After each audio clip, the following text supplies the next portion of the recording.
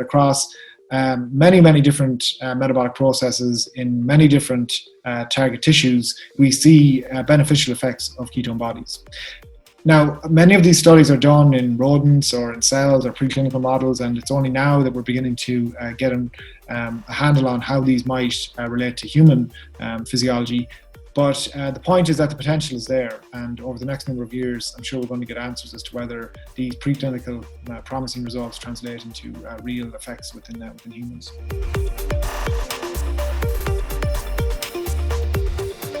One other really interesting potential effect of ketosis that's currently being studied in labs across the world is the potential for ketones to spare protein breakdown.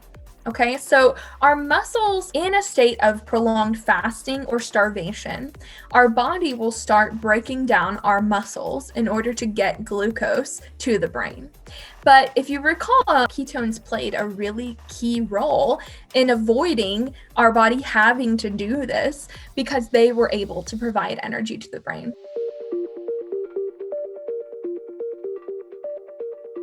Betahydroxybutyrate impacts autophagy. We talk a lot about autophagy with respect to fasting and intermittent fasting, but what we have found is that beta-hydroxybutyrate actually increases autophagy. And they suspect that a lot of the benefits we see from fasting are due to the body's production of ketones. And that was actually what was happening, because people have been fasting for centuries, so there's a very large amount of research on fasting, the benefits of fasting. And now they're starting to see, it could possibly be due to the production of ketones. What inspired you to research the ketogenic diet?